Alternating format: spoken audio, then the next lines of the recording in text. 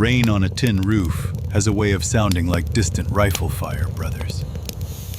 Fire cracking in the stove, steam curling off a hot cup, and for a second, it feels like a safe zone. But here's the truth I learned the hard way. Walking off the battlefield doesn't mean the war ends. Sometimes the silence is worse than the guns. That's when the ghosts of the past start pacing the edges of your life, waiting for you to blink. Then the breach happens.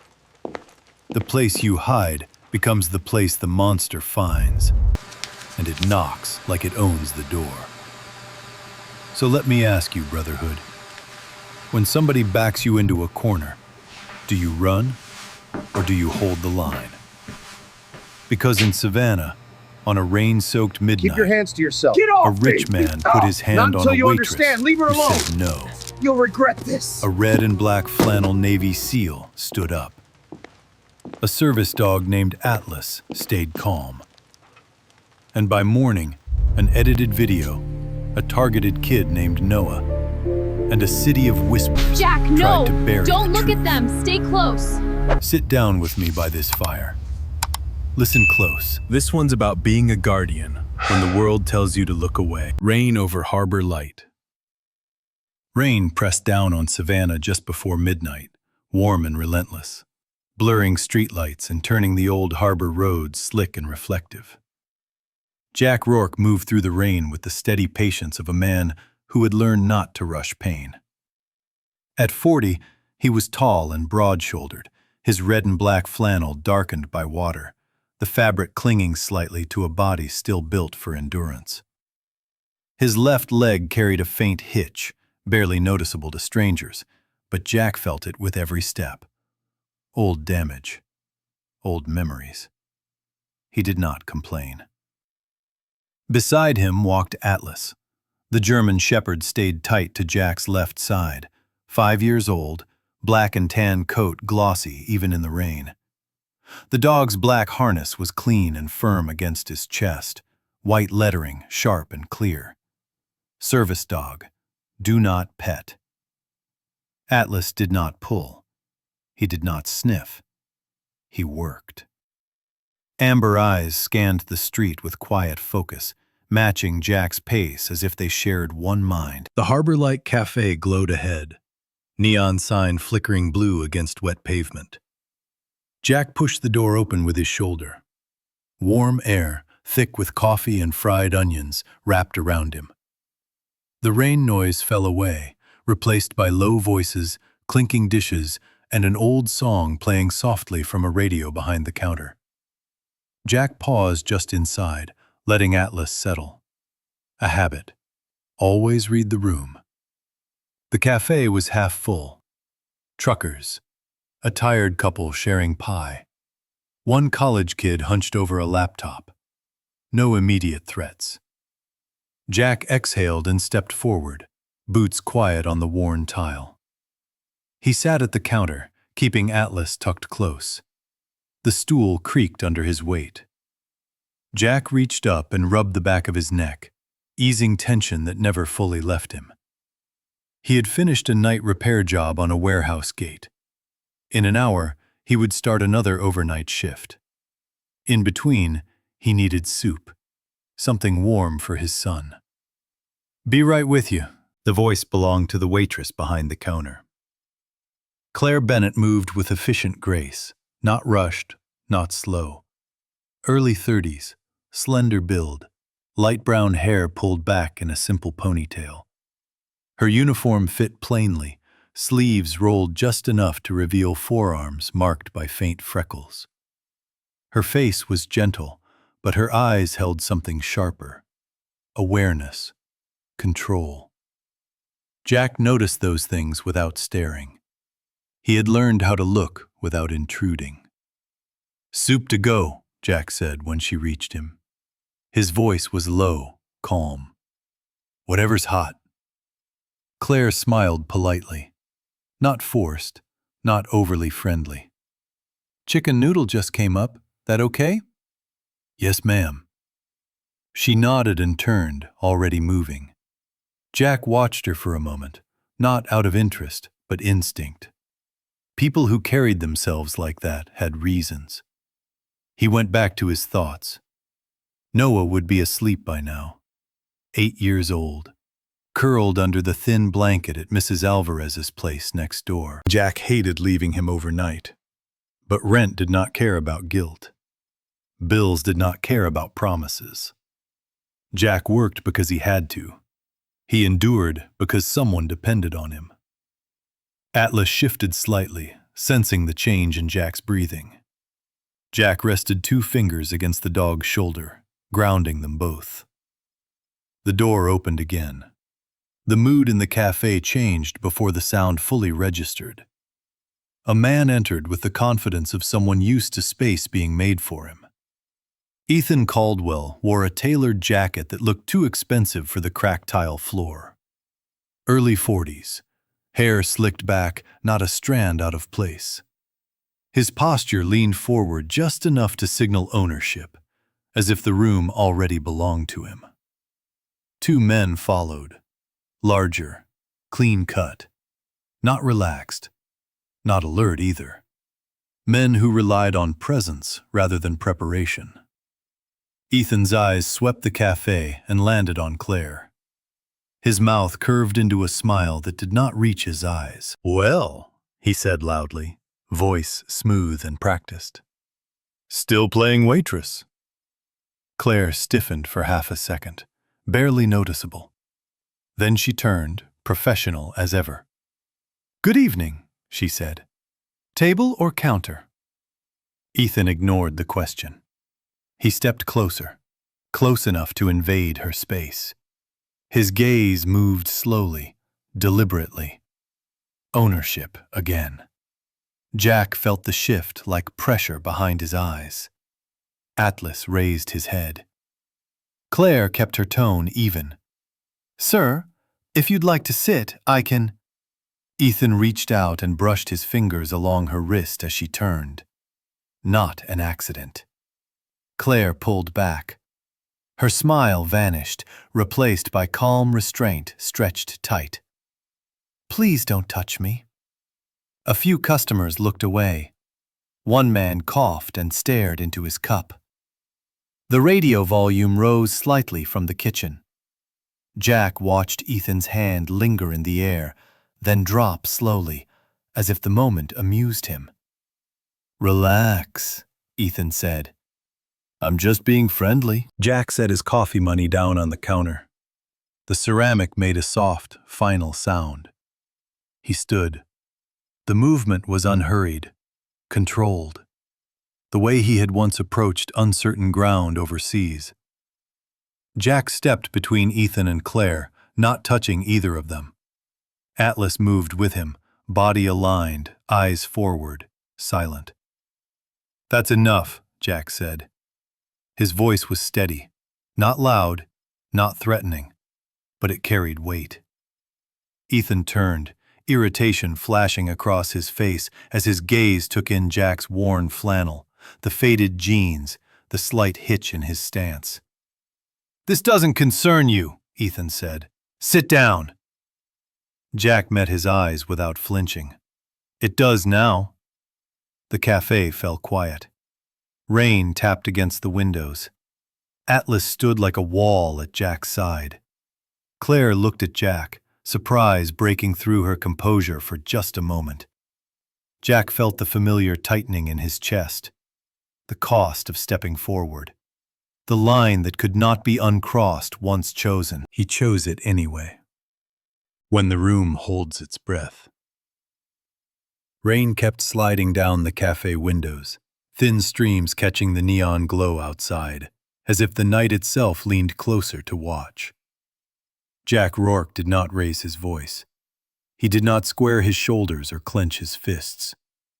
He simply stood there in his red and black flannel, broad frame relaxed but unmoving, as solid as a door frame that refused to give way. Atlas remained tight at his left side, black and tan coat still, harness lettering visible and calm. Service dog, do not pet. Ethan Caldwell stared at Jack as if a stain had appeared on his perfect suit. "You didn't hear me," Ethan said, smiling without humor. "This doesn't involve you." Jack held his gaze. He felt the familiar narrowing inside his chest, the quiet place where decisions were made without noise. This was the moment he always recognized. The second before things tipped. The second where walking away became a choice, not an instinct. "She asked you to stop," Jack said. "That's enough." Behind him, Claire Bennett stood frozen, fingers curled tight around her order pad. Her heart hammered so hard she was sure the whole room could hear it. She had learned to endure attention, learned how to deflect words and looks. But hands were different. Hands crossed lines words could not undo. Ethan laughed softly and turned his head, addressing the room as if Jack were a minor inconvenience. "You see this?" he said to no one in particular. "This is what happens when people forget their place." One of the men with Ethan shifted forward. Late 30s, thick neck, expensive jacket that strained at the shoulders. His expression was bored, confident, a man used to stepping in when money spoke first. Jack noticed the movement immediately. Atlas noticed faster. The dog's posture changed almost imperceptibly. Weight balanced, ears forward. Still silent. "Sir," Claire said, voice steady but thin. "Please leave." Ethan reached out again. This time he grabbed Claire's wrist. The cafe seemed to stop breathing. Claire gasped, not loud, but sharp. Pain flared where his fingers dug in. Shock followed close behind. She tried to pull back, but Ethan tightened his grip, leaning in close enough that she could smell his cologne. "Don't embarrass me," Ethan said quietly. "You don't want this to get difficult." Jack moved. He did not rush. He stepped forward, placing himself fully between Ethan and Claire.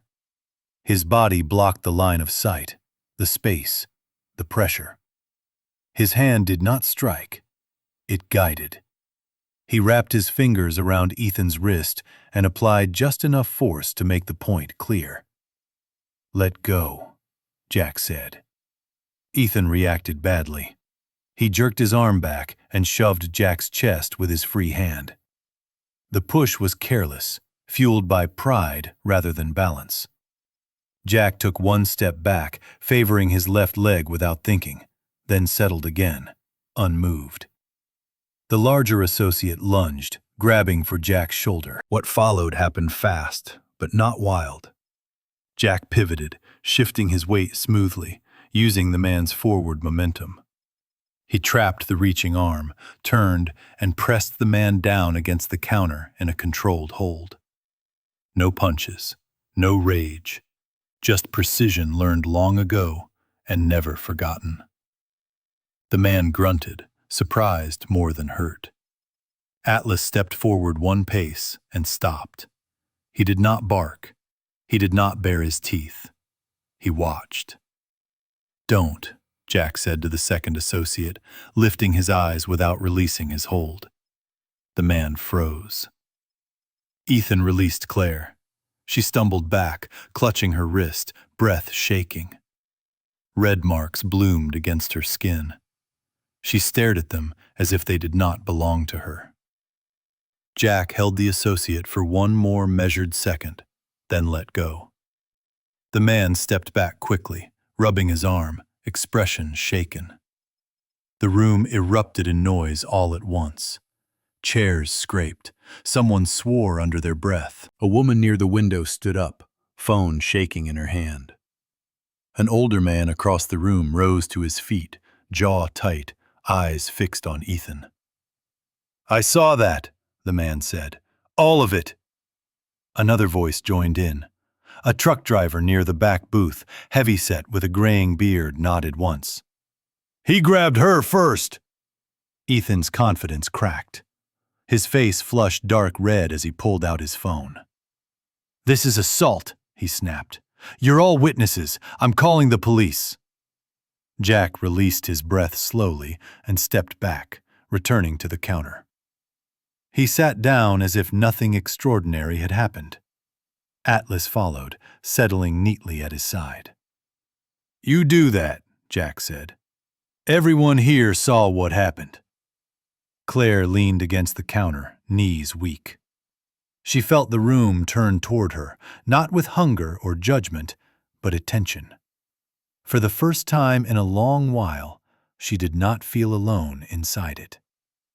The sound of sirens approached through the rain. Jack wrapped his hands around the edge of the counter, grounding himself. He thought of Noah asleep across town, of soup cooling on the counter, of the cost that always followed doing the right thing. He accepted it anyway. The morning after the storm. Morning arrived gray and heavy, rain still clinging to Savannah's streets, as if the night refused to let go of what had happened. Jack Rourke woke before the alarm. He always did. The room was dim, the small apartment quiet except for the soft hum of traffic outside. Jack lay still for a moment, staring at the ceiling, feeling the dull ache in his left leg where old damage never fully slept. Atlas lay on the floor beside the bed, black and tan body stretched but alert, ears twitching at every distant sound. The dog's harness hung neatly on a chair, ready for work, the words, "Service dog, do not pet," stark even in the low light.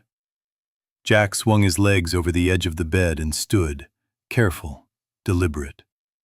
He dressed the same way he always did, faded jeans, boots, the red and black flannel buttoned without thought. Familiar armor for a world that rarely felt safe. His phone buzzed on the counter. Once, then again, then again. Jack frowned and picked it up. Missed calls, unknown numbers. A text message from his supervisor at the night security company. Another from the property manager who usually called him for repair jobs. He opened the first message. "Jack, corporate saw something online. We need to talk. Don't come in tonight." Jack felt a tightening in his chest. He didn't need to ask what something meant. He opened his browser. The video loaded slowly. It showed the cafe. Grainy, cropped. The angle wrong. The moment frozen on Jack's hand locking around the arm of Ethan Caldwell's associate. No context. No sound from before. No image of Claire's wrist in Ethan's grip. The caption underneath was short and sharp. "Violent veteran attacks businessman at local cafe." Jack closed his eyes. This was the cost he had known would come. Not fear, not jail. Something quieter, more corrosive. The story told by people who were not there. Noah padded out of the bedroom, hair sticking up, sleep still clinging to him. 8 years old and already too observant. "Dad?" Noah said softly. "Why are people yelling on your phone?" Jack crouched in front of him, ignoring the protest from his leg. He placed his hands gently on Noah's shoulders. "People don't always tell the whole story," Jack said. "But that doesn't change what's right." Noah nodded slowly, absorbing it the way children absorbed truth when it was offered plainly. Atlas stood and pressed his head briefly against Noah's side. Noah smiled despite himself. Later that morning, Jack walked Noah to school. He felt eyes on him the entire way. Whispers. Phones lifted, then lowered. No one said anything out loud. That almost made it worse. At the corner, a woman Jack barely knew pulled her child closer as he passed. Jack kept walking. By noon, the second message came. The property manager's voice was apologetic but firm. "We're putting things on hold for now, Jack. Until this clears up. 2 jobs gone in one morning. Jack sat at the small kitchen table, bills spread neatly in front of him. Numbers he knew by heart stared back without mercy. He did the math anyway. He always did. The knock on the door came just after 1. Jack opened it cautiously. Claire Bennett stood in the hallway, holding a paper bag that smelled faintly of bread and soup. She looked different without the cafe lights. Pale. Tired. Her brown hair was loose around her shoulders. Her wrist was wrapped in a thin bandage. "I'm sorry," she said before Jack could speak. "I should have come sooner." Jack stepped aside to let her in. The apartment was simple, clean, almost bare. A folded American flag sat on a shelf. A single photo of Jack with a younger woman, smiling, rested beside it. Claire noticed everything without commenting. "I saw the video," she said quietly. "It's wrong." "It's incomplete," Jack replied. "That's enough for some people." Claire set the bag on the counter. "This is because of me." Jack shook his head. "No, it's because of him. And because I stood up." Claire swallowed. She took a breath, steadying herself the way she had in the cafe. "There's something you should know," she told him then. Not everything, not names or files. Just enough. That Ethan Caldwell had not chosen her at random. That she had once worked near his world. That she had seen things she could not unsee. That walking away had not made her invisible. Jack listened without interrupting. His face gave nothing away, but inside, pieces settled into place. "You didn't know who I was," Claire said. "You didn't ask. You just acted." Jack met her eyes. "You were someone who needed help." Claire's voice faltered. "Most people don't do that anymore."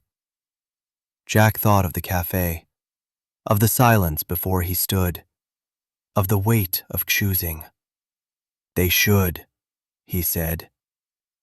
Outside, a car slowed. Someone took a photo through the windshield. Claire saw it too. Fear flickered across her face, quick and bright. Jack stepped closer, not touching, but present. Atlas moved without command, placing himself between the door and the room, body steady, eyes sharp. "This isn't over," Claire said. Jack nodded. "I know." He looked down at his hands, scarred and steady. And for the first time since the rain-soaked night, Jack allowed himself to think the unthinkable. Standing up had not ended the fight. It had only begun it. When power pushes back.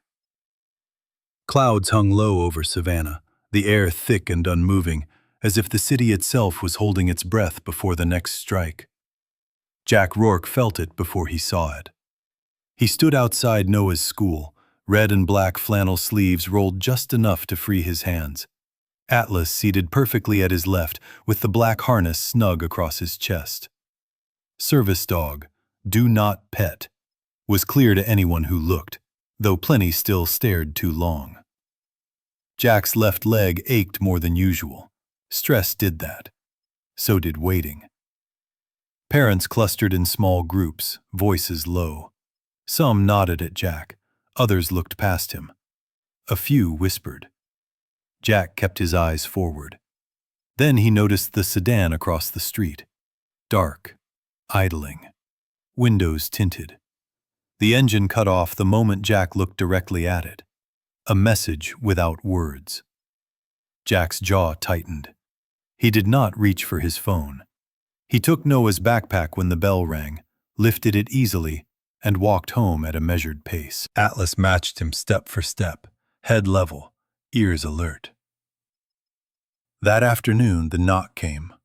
2 short raps. Professional, controlled. Jack opened the door to a man in his late 30s. Lean build, dark hair cut close, eyes sharp but not hostile. He wore a plain jacket and carried himself like someone used to being ignored on purpose. "Jack Rourke," the man said. "Detective Mason Reed, Savannah PD." Jack stepped aside. Mason Reed took in the apartment quickly. Clean, sparse. The folded flag, the child's drawings taped to the fridge. He nodded once, a gesture of respect that did not need explanation. "I'm here because a line was crossed," Mason said. "Someone's been photographing your kid." Jack felt heat rise in his chest, quick and dangerous. He forced it down. "They want me scared," Jack said. Mason's mouth tightened. "They're sloppy about it. That helps us." He explained it plainly. Anonymous tips, traffic cameras, a pattern, witness intimidation. Mason was calm, methodical, the kind of man who built cases brick by brick.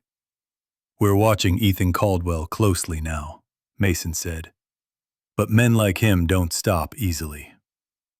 That evening, Claire Bennett arrived with another visitor. Rachel Morgan was smaller than Jack expected.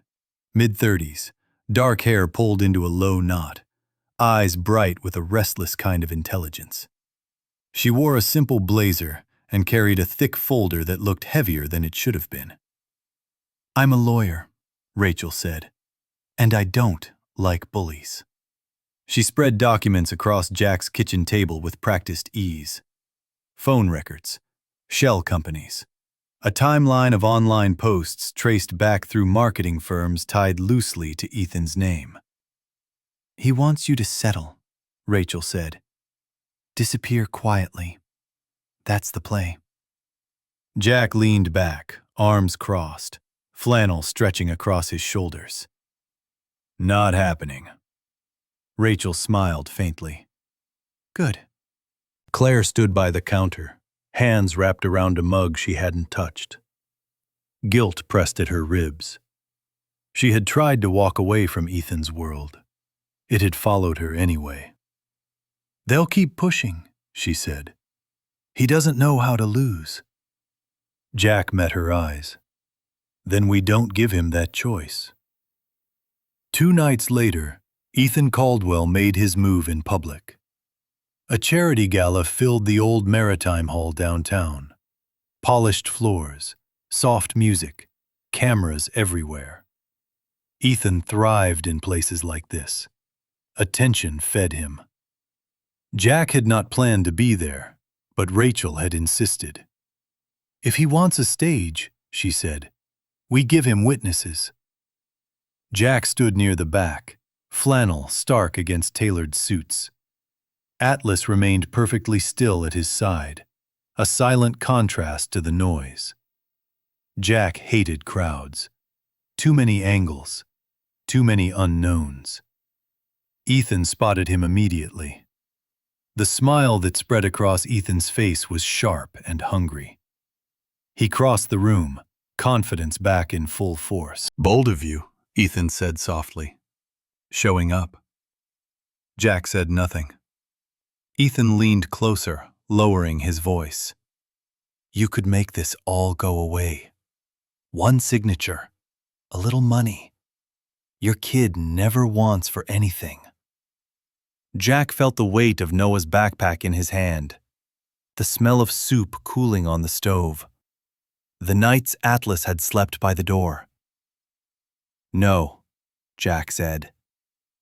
Ethan's eyes flicked to Atlas, then back. Something unreadable passed across his face. Fear, maybe. Or calculation. "You're making a mistake," Ethan said. Jack finally looked at him fully. "You already did." Mason Reed stepped out of the crowd then, badge visible. 2 uniformed officers followed.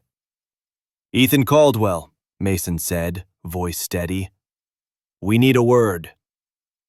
The room hushed. Ethan laughed too loudly. "About what?" Mason didn't raise his voice. "Harassment. witness intimidation.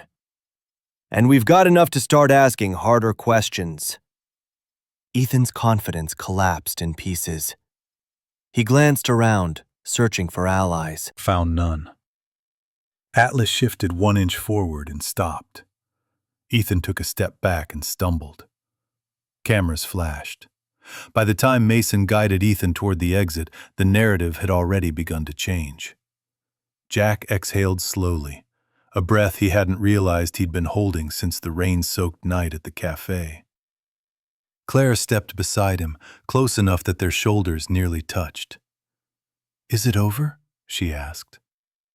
Jack watched Ethan disappear through the doors. "No," he said, "but it's turning." For the first time since this began, Jack felt something loosen inside his chest. Power had pushed back, and this time it had overreached. After the rain. Sunlight broke through the clouds for the first time in days, warming Savannah's streets and drying the last thin lines of rain from the pavement. Jack Rourke stood outside the courthouse in his red and black flannel, hands loose at his sides, breathing in air that felt lighter than it had in weeks. Atlas sat close on his left, black harness secure, the words, "Service dog, do not pet," bright against the morning. The dog's posture was calm, alert, steady. The way Jack felt inside, finally catching up. The doors opened behind them. Ethan Caldwell was led out by officers, no smile left to hide behind. His suit hung wrong now, shoulders slumped, face pale. He did not look at Jack. He did not look at anyone. Power had drained from him, leaving only a man forced to face what he had done. Detective Mason Reed stepped out next. Late 30s, lean, composed, eyes clear. He nodded once to Jack, respect given without words. "It's done," Mason said. Charges are moving forward. The intimidation sealed it. Jack nodded back. He felt relief, but it was not sharp or loud. It was quiet. Earned. Claire Bennett emerged last, with Rachel Morgan at her side. Claire wore a simple dress, sleeves long enough to cover the faint marks that had once been her fear. Her posture was different now. Straighter. Grounded. Rachel carried herself with the same sharp focus as always, but there was satisfaction in her eyes. "You were solid in there," Rachel said to Jack. "Did not give them an inch." Jack shrugged slightly. "I just told the truth." "That's usually enough," Rachel replied. Claire stepped closer to Jack, careful, respectful of his space. "Thank you," she said, "for standing there, for not backing down."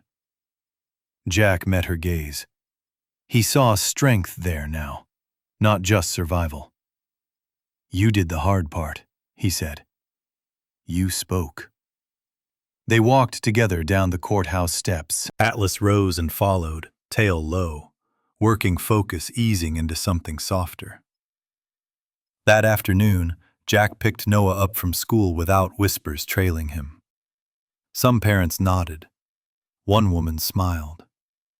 Noah ran to him, backpack bouncing, eyes bright. "They said you're a hero," Noah said, voice full of pride. Jack crouched, feeling the familiar pull in his left leg, and met his son at eye level. "I'm just your dad," he said, "and I try to do the right thing." Noah nodded, satisfied with that answer. Life did not fix itself overnight, but it changed direction. A week later, Jack sat in a small office overlooking the river. The job offer lay open on the desk. Community Safety Coordinator, training, outreach, one steady paycheck, hours that meant dinners at home. Jack traced the edge of the paper with his thumb. He thought of nights pacing with worry, of choosing between sleep and overtime, of the rain-soaked night when he stood up without knowing how far the fall might be. he signed. The first evening back at the Harbor Light Cafe felt different. The neon still flickered, the coffee still tasted the same. But a small sign hung near the counter now. No harassment tolerated. We stand up for each other here. Claire stood behind the counter again, not hiding, not pretending. She caught Jack's eye and smiled. A real smile. One that stayed. "Soup to go?" she asked. "For two," Jack said. "And pie." Atlas settled near the counter, watchful but relaxed. They walked home together later, Jack and Noah and Atlas, Claire a few steps beside them. Not rushing, not planning too far ahead. At the apartment, Noah spread his homework across the table. Claire helped without fuss. Jack washed dishes, listening to their voices blend. Atlas lay by the door, eyes half closed, guard still on duty. When the kitchen quieted, Jack stepped out onto the small balcony. The air smelled clean. The city hummed, alive and ordinary. Claire joined him, standing close but not touching. "I spent a long time thinking I had to handle everything alone," she said. That asking for help meant weakness. Jack looked out at the river. "Strength isn't doing it alone," he said. "It's knowing when to stand and when to let others stand with you." She nodded. Inside, Noah laughed at something Atlas did, tail thumping once in response. Jack felt something settle in his chest. Not victory, not relief alone. Purpose. The rain had stopped, not just outside, inside too. Somewhere in the city, a man who thought money made him untouchable learned how fast the ground could disappear.